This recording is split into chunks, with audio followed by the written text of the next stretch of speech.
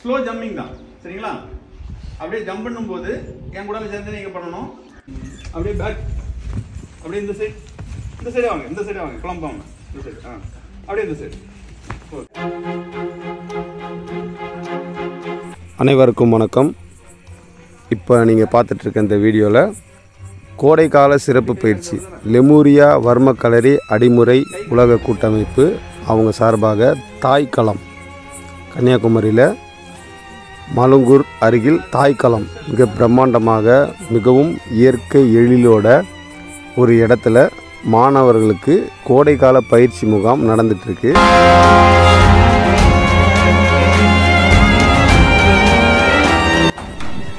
உடற்பயிற்சிக்கு பிறகு இந்த கலையினுடைய மிகவும் பிரதானமான ஒரு சுவடு குரு வணக்க சுவடு. 8 9 10 11 12 13 14 15 16 17 18 19 20 21 22 23 24 25 ஓகே சமநிலை சூப்பர். அதுக்கு உங்களுக்கு உங்களே ஒரு பாராட்டு கொடுங்க.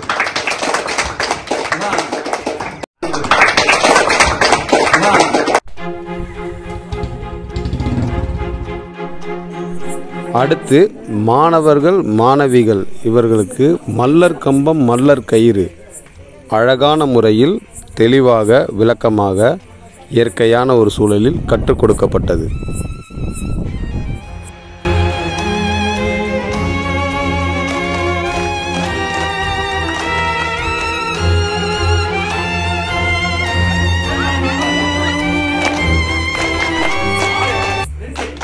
இப்பயிற்சியில் பங்கு பெறும் பல மாவட்ட மாணவர்களின் ஒற்றுமை பரஸ்பரம் அவர்களை பற்றி அறிந்து கொள்ள விளையாட்டுக்கள் நடத்தப்பட்டு மாணவர்களின் ஒற்றுமையான பயிற்சி களமாக இது மாற்றப்பட்டது. நீங்க இதெல்லாம் சொல்லணும் அப்படின்னு கேட்டா இப்போ நீங்க வந்து இந்த பயிற்சிக்கு விருப்பப்பட்டு தானே வந்திருப்பீங்க. அப்போ உங்களை தூண்டுறதுக்கு ஒரு விஷயம் சம்பவம் இருந்திருக்கும்ல. இப்போ இந்த பயிற்சிக்கு நான் இதனால தான் வந்தேன், எங்கள் தாத்தா அந்த கலையில் இருந்தார், எனக்கு இந்த இதெல்லாம் ரொம்ப நாளாக படிக்கணும்னு ஆசை, ஒரு வீடியோ பார்த்தேன், இப்படி ஏதோ ஒரு காரணம் இருக்குன்னு தெரியுமா, அந்த ட்ரிகர் பண்ண காரணம் அதை சொன்னீங்கன்னா அதை ஷேர் பண்ணும்போது நல்லா இருக்கும். என் பேர் முன்னாடி ஃபர்ஸ்ட் திலீபனோட இன்ட்ரடக்ஷன்ல ஆரம்பிக்கிறேன். திலீபன் வந்து state level district level tennis player.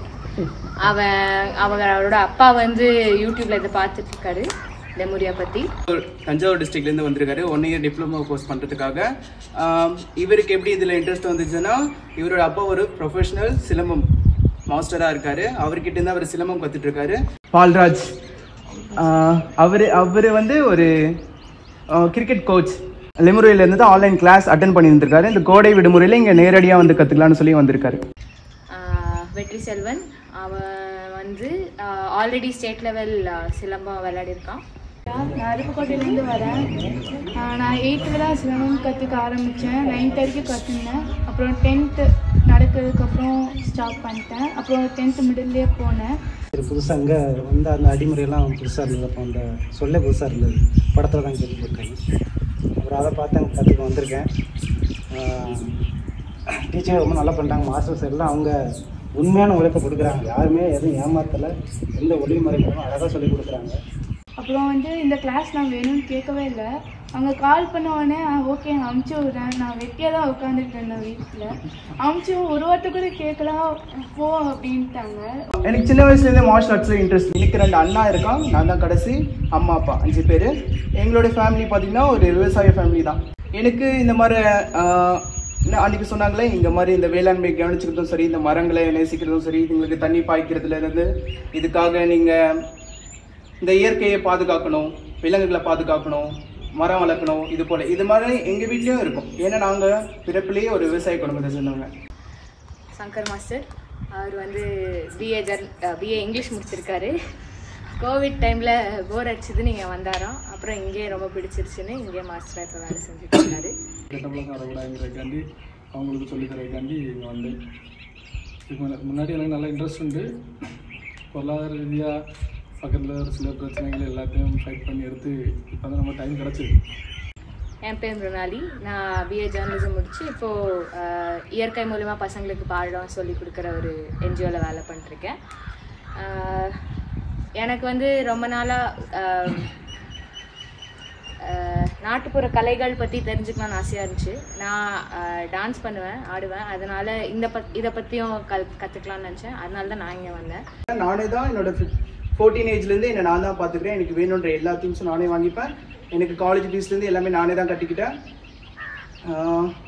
அதனால் என்னால் அங்கே எங்கேயும் கிளாஸ் போக முடியல. இப்போது நான் ஊண்டாயில் ஒரு 20 மந்த் ஒர்க் பண்ணிட்டு இருந்தேன். ஒர்க்கை ரிசைன் பண்ணிவிட்டு ஓகே உடனே டிப்ளமோ கோர்ஸ் பண்ணலான்னு சொல்லி இதுக்காகவே நான் எல்லாத்தையும் விட்டுட்டு வந்துட்டேன். அது இல்லாமல் நீங்கள் ட்ரிகர் பண்ண விஷயம் எதுனா வீட்டில் நான் நாட்டு மருத்துவம் அம்மா சின்ன காலையிலையும் சரி இந்த மாதிரி எனக்கு எதாவது உடம்பு சரியில்லைன்னு சரி நான் ஹாஸ்பிட்டலுக்கு அதிகபட்சம் போனதே கிடையாது. எல்லாமே அம்மாவை ஏதாவது இந்த நாட்டு மருந்து அரைச்சி குடிப்பாட்டுறது, கஷாயம் அரை வச்சு கொடுக்கறது, இந்த காலையிலான இந்த கருகம்பில் ஜூஸ் இது போலலாம் போட்டு கொடுப்பாங்களே, இந்த மாதிரியெல்லாம் ரெகுலராகவே ஃபாலோ பண்ணுவாங்க.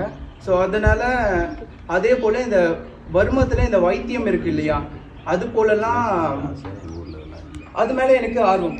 அதாவது வைத்தியத்தை ஃபஸ்ட்டு தெரிஞ்சுக்கணும். ஏன்னா வருமன்றது ஆரம்பத்தில் வைத்தியத்துக்காக தானே கொண்டு வரப்பட்டது. காலப்போக்கில் அது தற்காப்புக்கும் பயன்படுத்திக்க ஆரம்பிச்சிட்டாங்க. ஸோ அதனால் ஃபஸ்ட்டு வைத்தியத்தில் தெரிஞ்சுக்கணும்.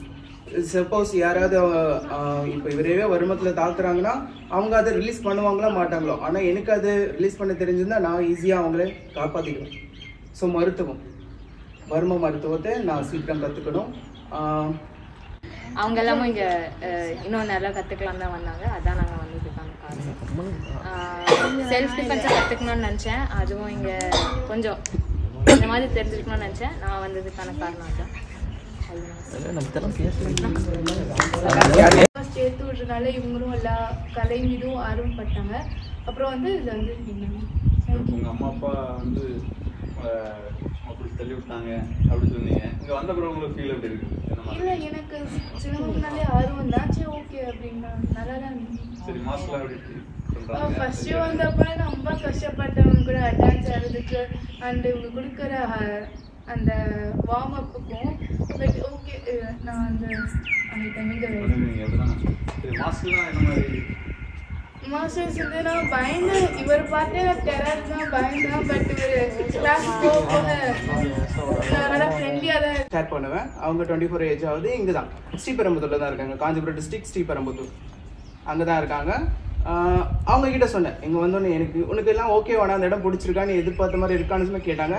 உண்மையிலே இங்கே எதுவும் இல்லை, ஏதோ ஒரு காட்டுக்குள்ளே மலைங்களுக்குள்ளே எடுத்துகிட்டு வந்து விட்ட மாதிரி இருக்குது, ஒரு மாதிரி பயமாக இருக்குது அப்படி தான் சொன்னேன். ஆனால் அடுத்த நாள் இங்கே ட்ரைனிங் பண்ணும்போது ரொம்பவே பிடிச்சது. இப்போ இந்த இடத்த எனக்கு ரொம்பவே பிடிச்சிது. நான் வந்து 4 நாள் தான் ஆகுது, ஆனால் எனக்கு ரொம்பவே பிடிச்சிருக்கு. இப்போ தான் இயற்கையை ரசிக்கையே ஆரம்பிச்சிருக்கேன். இங்கே வர இந்த மயிலும் சரி, நைட்டில் ஓடி போகிற இந்த முயலுங்களும் சரி, அதே மாதிரி மாஸ்டர் ஸ்டிச் பண்ணுறது ரொம்பவே நல்லா இருக்குது. நான் அங்கே எப்படி வீடியோஸில் பார்த்தனோ, எப்படி எதிர்பார்த்தனோ அதே போல் தான் இங்கே அந்த இந்த சங்கிலி தொடரும் சரி, அந்த பூட்டு பிரிவும் சரி, அதெல்லாம் நான் எந்த மாதிரி எக்ஸ்பெக்ட் பண்ணோம் ஸோ அதே மாதிரி தான் டீச் பண்ணுறாங்க. ஸோ உண்மையிலேயே இங்கே இருக்கிற மாஸ்டர்ஸ்லாம் சூப்பர் தான்.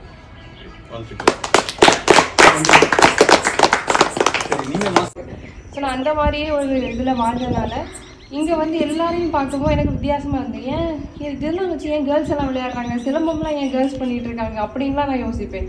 அப்புறம் ஏதாவது பாய்ஸ் பேச வந்தாலும் இவங்களாம் ஏன் நம்மகிட்ட வந்து பேசுகிறாங்க, அப்படிலாம் பேசக்கூடாது அப்படின்ட்டு எல்லாம் ஒரு லிமிட்டாக கரெக்டாக அப்படி தான் நான் வளர்ந்த விதம். அதுக்கப்புறம் தான் இந்த கலையை பற்றி நிறைய ரசிக்க ஆரம்பித்தேன். அதுக்கப்புறம் இந்த தாய்க்களத்துக்கு வந்ததுக்கப்புறம் நான் ஹாப்பியாக ரொம்ப பீஸ்ஃபுல்லாக இருக்கேன். வீர போர்க்களை பயின்றிடுவேன், உடல் மன உறுதியை காத்திடுவேன், அடிமுறை வர்மம் கற்றிடுவேன், ஒழுக்க ஒழுக்கம் அடக்கம் பெற்றிடுவேன்.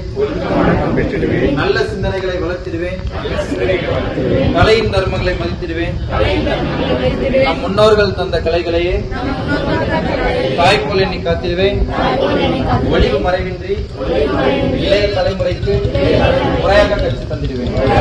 மொழிகளுக்கெல்லாம் தாய்மொழி வாழ்க, கலைகளுக்கெல்லாம் தாய்க்கலை வாழ்க. தமிழை